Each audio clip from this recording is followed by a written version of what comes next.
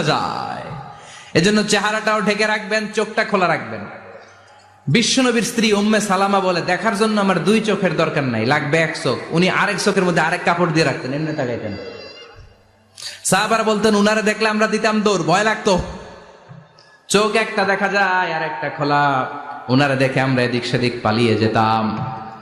আবার অনেক মহিলারা পা ঢাকে না, পা কিন্তু পর্দার অন্তর্ভুক্ত। সব সময় মেয়েরা পা মোজা পরে বেরোতে হবে, পা দেখানো যাবে না।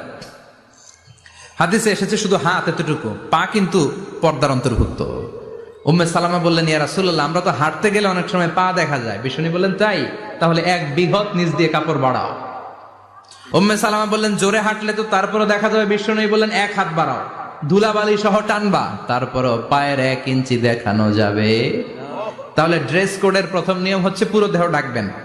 2 নম্বরের নিয়ম, পোশাক ঢিলে ঢালা হবে না টাইট ফিটিং?